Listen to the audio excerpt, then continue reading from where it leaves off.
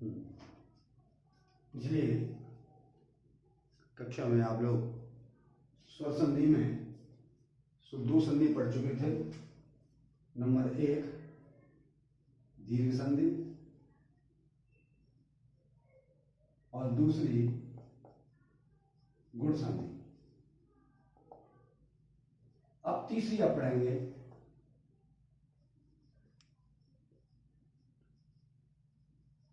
ईण संधि। ईण संधि का सूत्र है एको यणाची। एको यणाची मतलब एक प्रत्याहार के वर्ण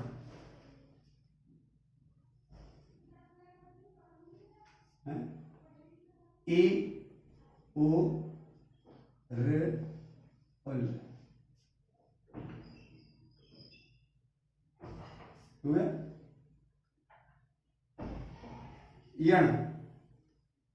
यण प्रत्याहार मतलब है या व र अल्ला। मतलब एको यणची का मतलब है एक प्रत्याहार के वर्णों के स्थान पर यण प्रत्याहार का वर्ण हो जाता है। अब यहां पर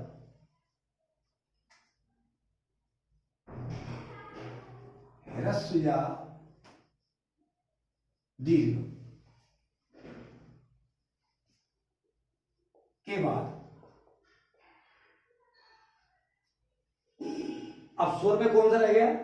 ई उ रे रे, मतलब क्या रह गया? आ मतलब ह्रस्व या दीर्घ। अब इस का मतलब है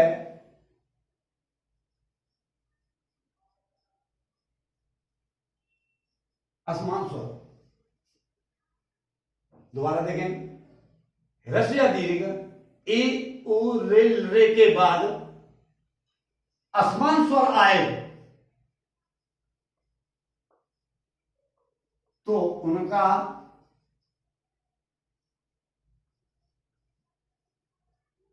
क्रम से यह ओ के स्थान पर व, रे के स्थान पर र और ल के स्थान पर ल हो जाता है। फिर दोबारा सुनिए सर, ह्रस्व या दीर्घ ए उ रे रे के स्थान बाद यदि असमान स्वर आए तो ए के स्थान पर य, ओ के स्थान पर व, रे के स्थान पर र और ल के स्थान पर ल हो जाता है। उसको हम और विस्तृत रूप में करें,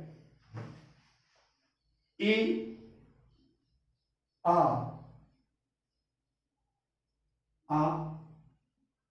बराबर य, ई आ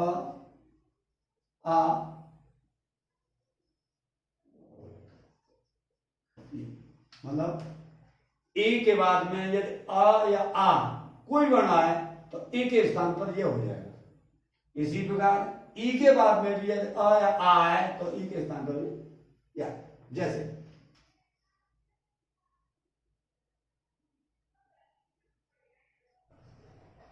इति धन अत्र, यहां देखिए ए तो ई निकाल लेते 10 तो इतना शेष हो जाए। उसके बाद अत्र, ई के बाद में अ आया है और आ क्या है? असमान स्वर, तो ए के स्थान पर यह हो जाएगा।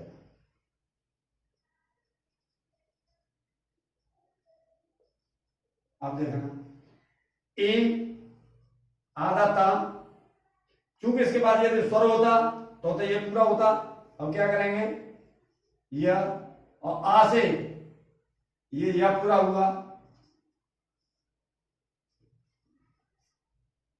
इस प्रकार नदी इत्यत्र इति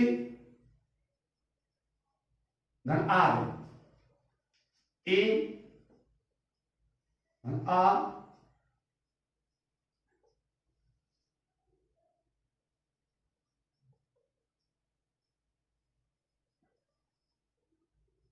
जैसे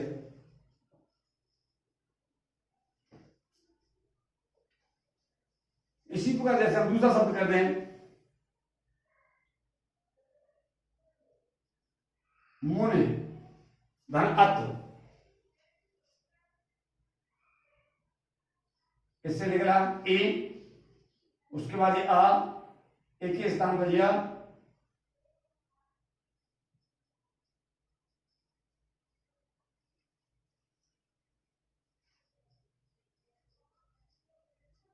मुन्य। ठीक इसी प्रकार से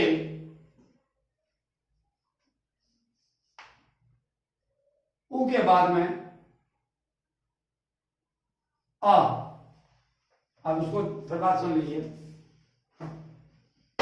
असमान स्वर के बाद है, ओ के स्थान पर आ है, या ओ के बाद पर आ है, या ओ के बाद में ए आया, या ओ के बाद में र आया, या ओ के बाद में ल आया। कोई भी स्थिति हो ओ के बाद ओ नहीं आना चाहिए, क्यों? यदि ओ के बाद ओ आ जाएगा तो आप समझते हैं समान स्वर आया, समान स्वर के बाद कौन सी संधि हो जाएगी? दीर्घ संधि हो जाएगी। इसलिए यहां पर क्या करेंगे, ओ के बाद में असमान स्वर होना चाहिए, चाहे आ जाए, चाहे ए आ जाए, चाहे रे आ जाए, चाहे ल आ जाए, कोई भी आ जाए, देखिए तो उसके ओ के स्थान पर क्या हो जाएगा? ओ के स्थान पर हो जाएगा, यहाँ इसमें ओ के स्थान पर हो जाए सीधे। वाह, उदाहरण के लिए हम देखें,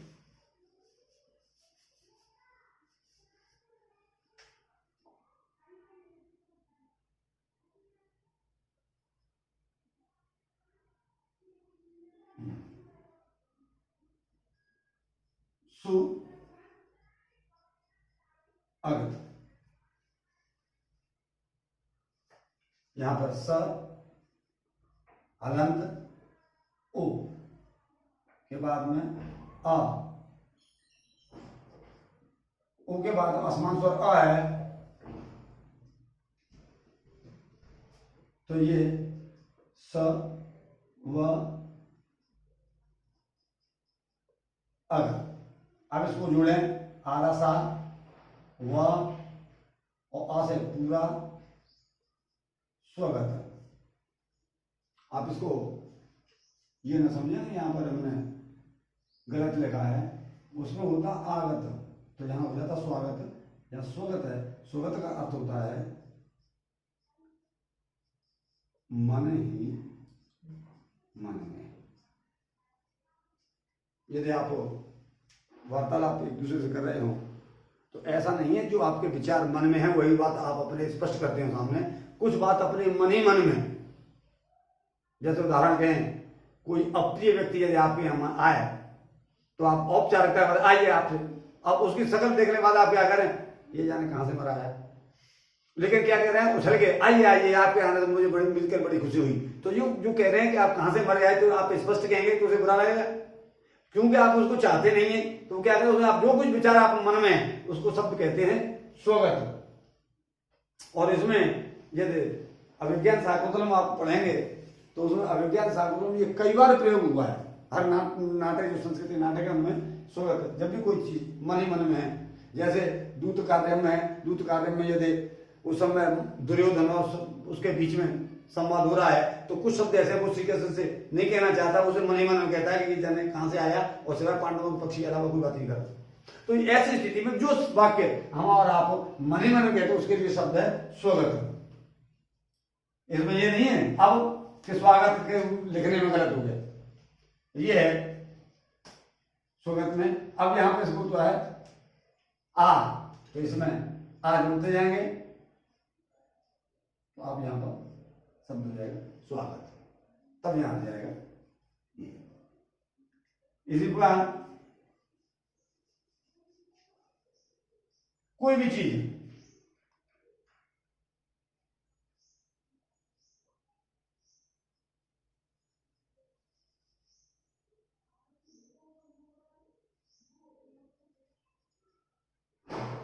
मतलब यहां पर म धलग धन उ धन अत उ के बाद आसमान स्वर अ तो इसके हुआ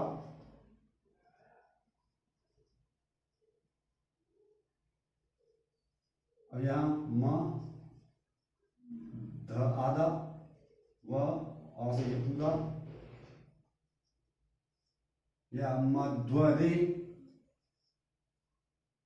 वहां पर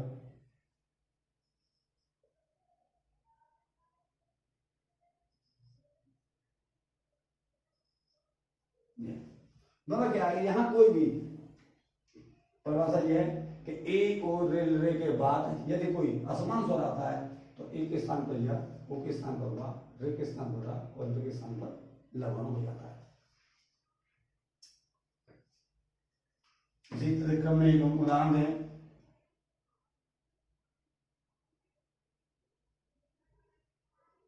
लृ धन आकृति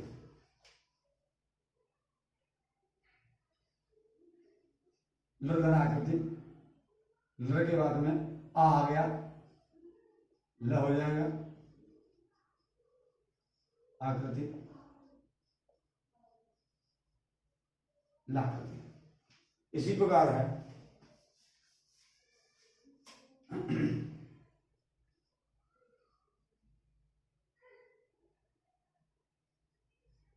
पित्त धन आ गया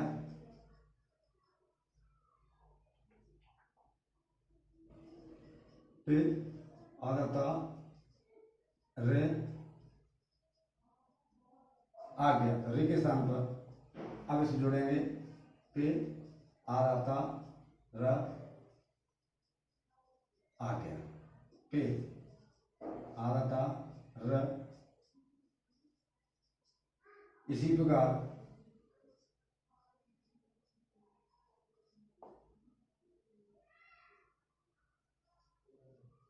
मात्रंश धातुंश आदि शब्दों की भी उसी प्रकार से संधि होती है। तो ये आपका यण संधि है। दोबारा से एक बार सुन लीजिए। यण संधि का सूत्र है एको यण चाहिए अर्थात ह्रस्व या दीर्घ ई ओ रिल रे जो कि यण एक प्रत्याहार के वर्ण है। ह्रस्व या दीर्घ ई ओ रिल रे के बाद कोई असमान स्वर आता है तो ए के स्थान पर या ओ के स्थान पर व रे के स्थान पर रा और रे के स्थान पर लड़ हो जाए। अब इसके बाद चौथी संधि आती है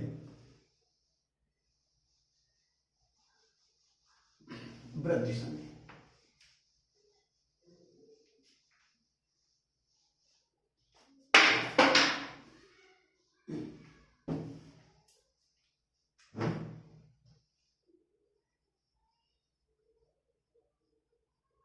वृद्धि संधि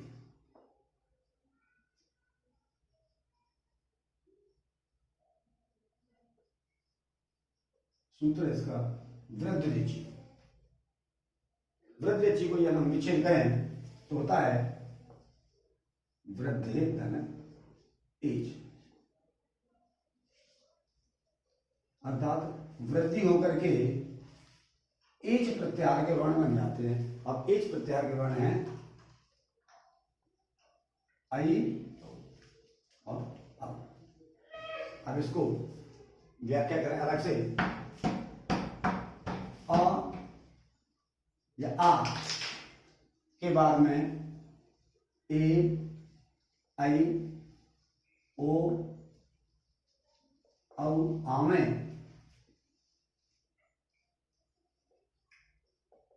तो उनका आई और औ हो जाता है। और स्पष्ट रूप से चले आ धन ए बराबर आई, आ धन ए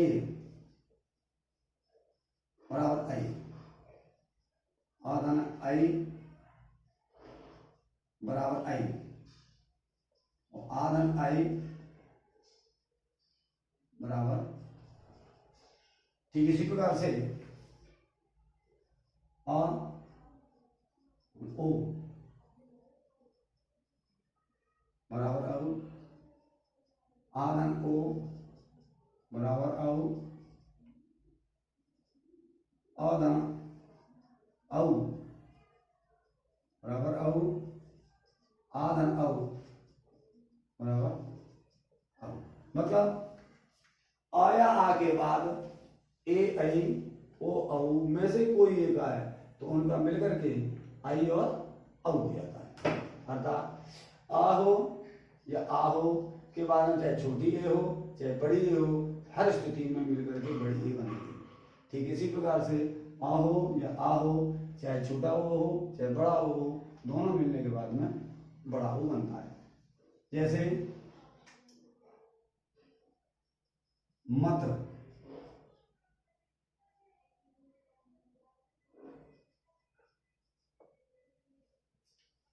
आ ए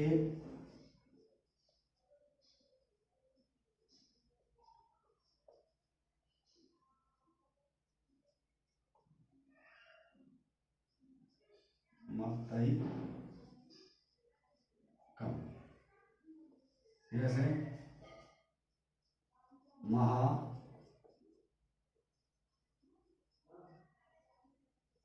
धन मैं ऐश्वर्यम, आ धन ए बराबर ए,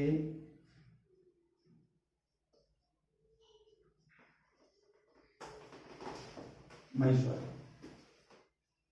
ठीक इसी प्रकार से हम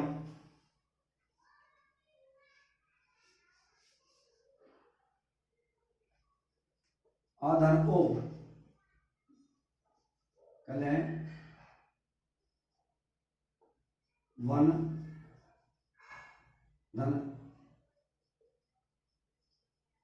औषधि, आ औ औ वनौ सन, महा धन ओजः, आ धन ओ बराबर औ मतलब महोदय।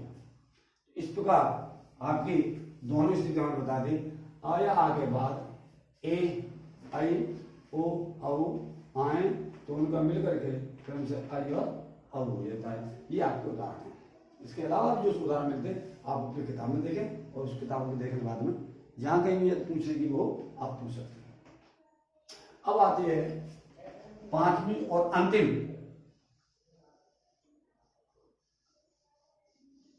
स्वर संधि में, पांचवी और महत्वपूर्ण कही जाए ये है। अब उसको हम ये चाहते हैं उसको बाद में पढ़ाया जाए, पहले पांच पढ़ाते हैं। पूर्व रूप संधि,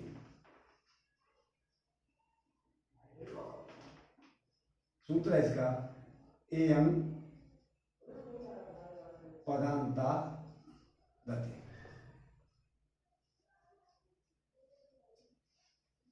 एयं पदांता गति। अब देखिए साहब, अब विच्छेद करते हैं। एयं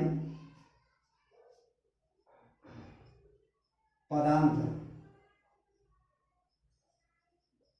और अथ, मतलब पद के अंत में एयं,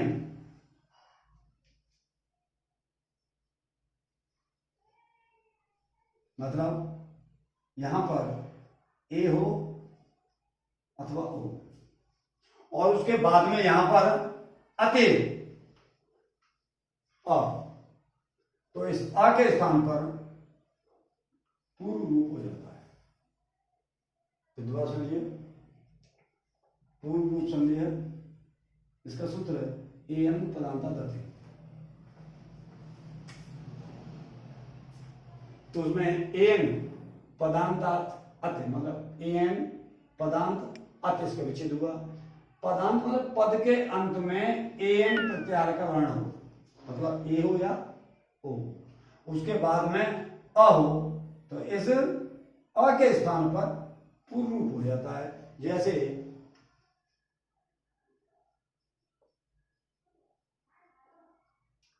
हरे धन अत्र,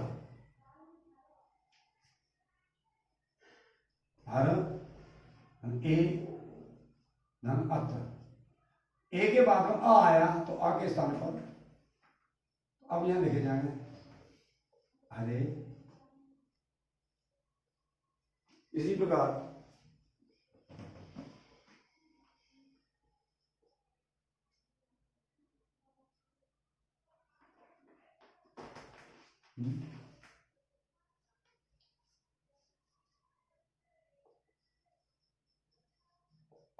विष्णु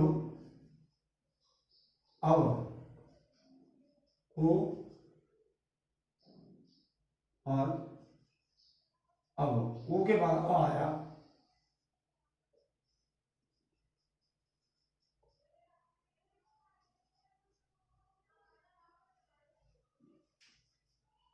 यहाँ कभी कभी यहाँ भाई है इस तरह बने हुए कहीं आते हैं। अब इसको आने वाला में मालूम पड़ जाती है कि इसको कहते क्या है, तो इसको कहा जाता है पूर्व रूप। और जब इसका उच्चारण होता है तो वहां अ का उच्चारण करते हैं साथ में। तो यहाँ छिपी बात नहीं है, क्योंकि अब इससे आगे की जो संधि है उस संधि में इसी का वो आएगा। वो संधि है अयाद संधि।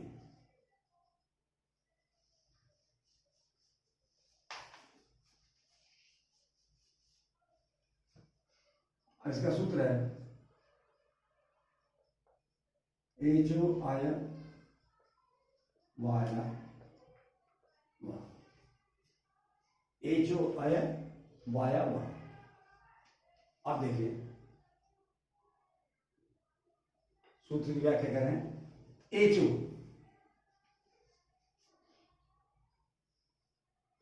एच प्रत्याहार पर, एच प्रत्याहार का मतलब क्या है, ए ओ अंक की गिनती नहीं होगी, आई औ च की गिनती नहीं होगी, ए ओ आई और औ। जैसे हम हिंदी वर्णमाला में पढ़ाने के लिए उसमें जो लय बनाते हैं तो कह देते हैं ए आई ओ, लेकिन संस्कृत व्याकरण के हिसाब से उसका उच्चारण है इसी क्रम में यही है, ए ओ और आई और औ। अब इसको देखिए कि बाद में आ है, ए आए, ओ आए,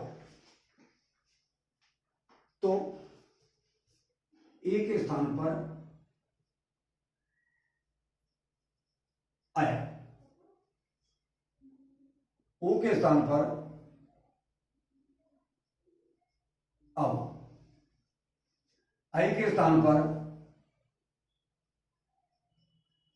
आय और औ के स्थान पर आ हो जाता है।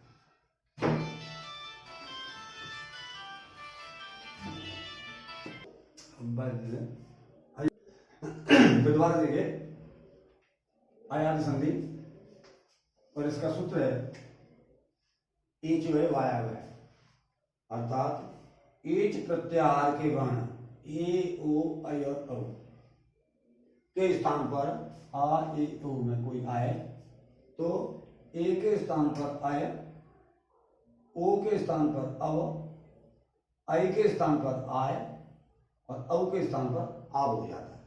यदि हम उसके क्रम को बदल देते हैं, ए आई ओ के बाद में आ ए ओ आए तो उनके स्थान पर बदल करके आया आय और अव आव हो जाता है। कि हम जिस क्रम में रहते हैं, लेकिन क्रम व्याकरण के हिसाब से जो क्रम है माहेश्वर सूत्र के हिसाब से ए हो आई और आ। अब यहां हम एक एक करके हम लिख देंगे। देखिए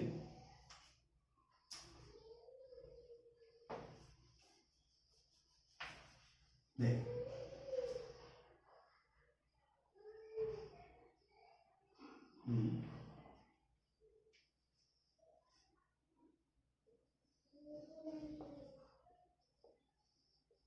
ने धन अना,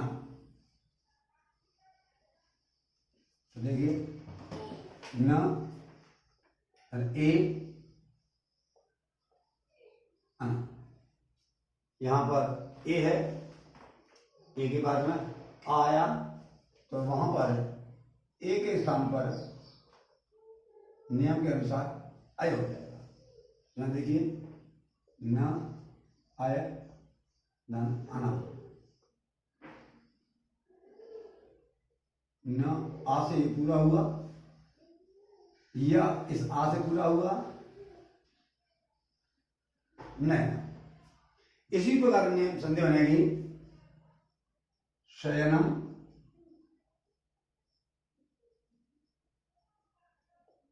और चयनम, इसी से संबंधित शब्द हैं, यानी शब्दों में यदि कोई संबंध आता नहीं है। अब दूसरे आया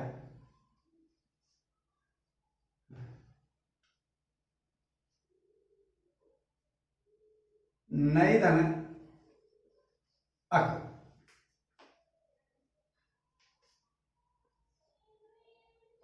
न हलंत धन आई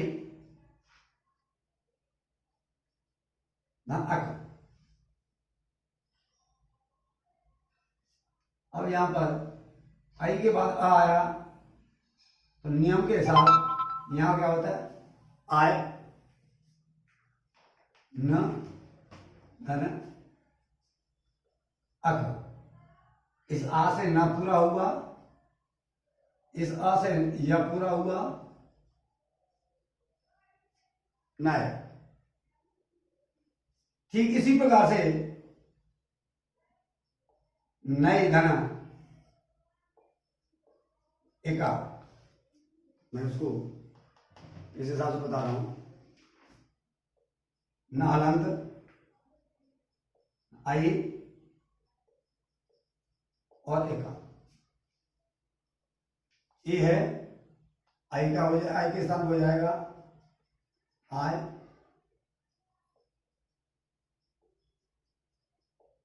अब न को इससे पूरा करेंगे या मैं इस छोटी ई मिलाएंगे नायका शायका, ये शब्द इसी प्रकार से दिस। अब यदि हम अन्य शब्दों का उपयोग करें तो यहां देखिए ओ धन अनम, हलंत धन ओ धन अनम, ओ के स्थान पर हो गया अब, तो हलंत धन आओ धन अनम। अब आप आ से इसको पा को पूरा किया, इस आ से वा को पूरा किया और संधि बनी अवनम। इसी प्रकार शब्द बनेंगे भवनम। आए शब्द आगे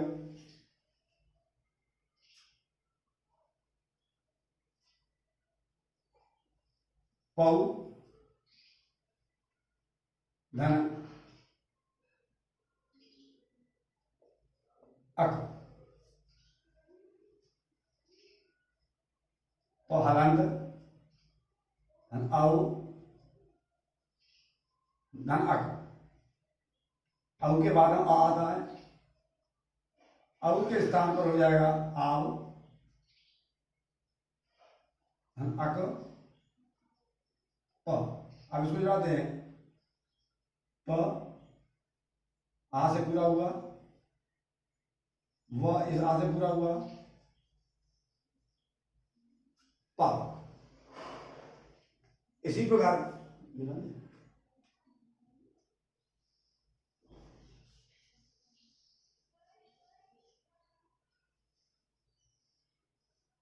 अब देखिए बहु धन उक,